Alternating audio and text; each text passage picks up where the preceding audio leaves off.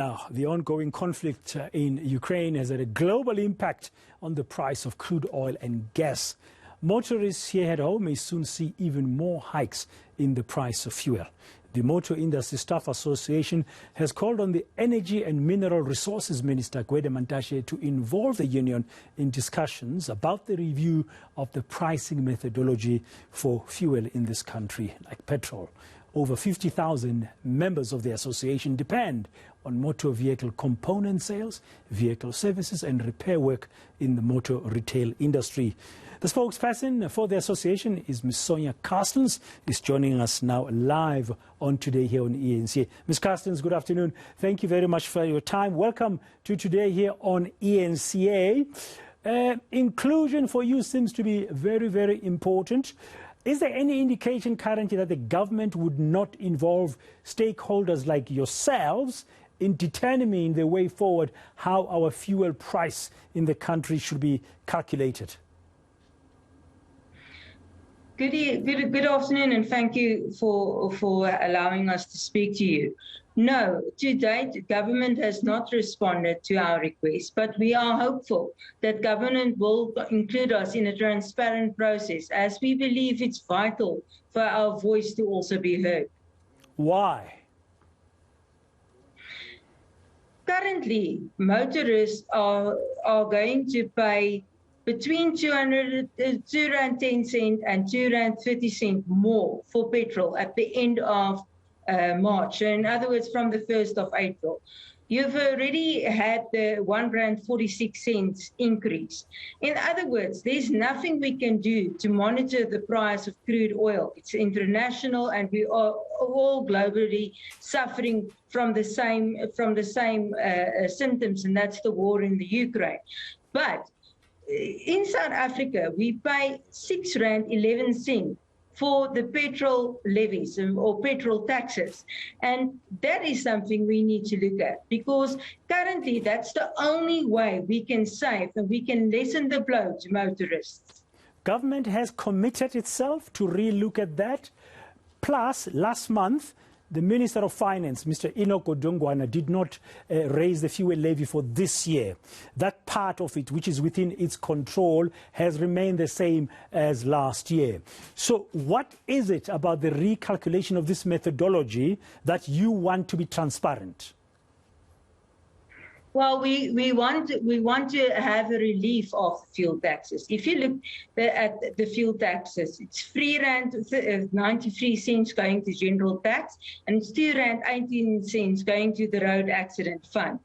That's R6.11, 36% in total, much more than in other countries. If we compare ourselves to, for instance, Botswana and Mozambique, they are only paying R16.60 per litre.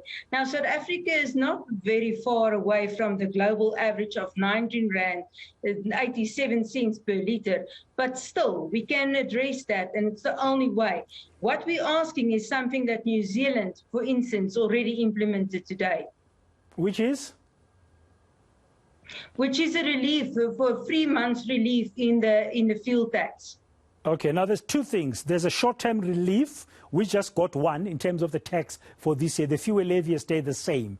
There's then the relief. Are you saying as an association you'd like the South African government to consider giving us, those who are motorists, relief of some time while reworking the calculation of the fuel price in the country? Indeed. Currently, we sit with a situation that there's nothing to spare motorists from the global crude oil price. So we need a relief, because it's devastating to not only our industry, but workers in general. Transportation is sky high already, and workers are struggling to get to work. We won't be able to alleviate poverty in our country if we don't address this. But overall, in the long term, we should look at another model of financing government's revenue instead of using fuel taxes, to the extent that it's R6.11 of the price of a litre. What's your view? What's the association's view to some people in this industry who are saying One of the ways going forward is to scrap the road accident funds component of the fuel price, because if we look at it in the country, the road accident fund exists there to pay people out when people are affected by road crashes, including fatalities, but that it's a way of discouraging or encouraging different behavior as well on our roads. Should the road accident funds levy be scrapped?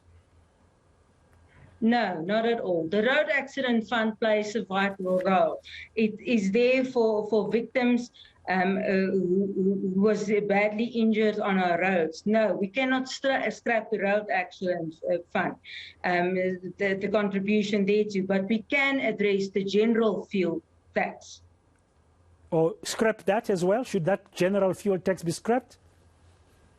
Not scrapped in total, but it has to be revisited. We have to look at alternative ways of finding funding to make up for that revenue.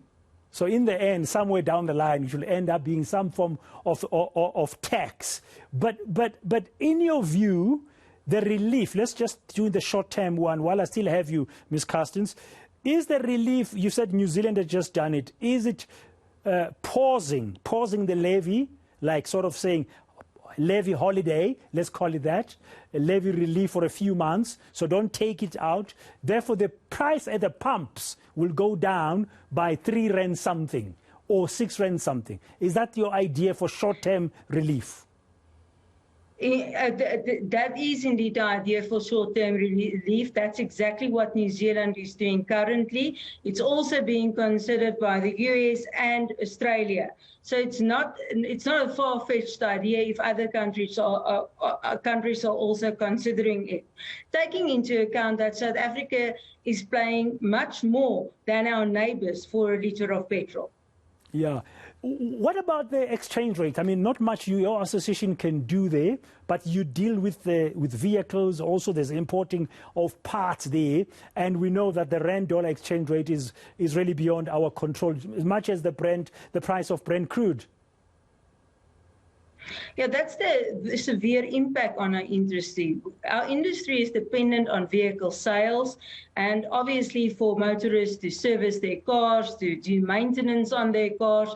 So if you don't have that money in your budget anymore, obviously you won't be spending. Where you would have replaced the car, you would think twice now. And that's the problem. It's going to have a devastating impact on our industry that's currently still busy recovering from the COVID-19 pandemic. Okay, good luck with your approaches to Mr. Gwede Mantashe's department, and let's see what's going to happen. Some of what your association wants to see makes sense under the current tough financial and economic conditions that we're all facing in the country and the rest of the world. Thank you very much. That's Sonja Carstens speaking on behalf of the Motoring Industry Staff Association of South Africa.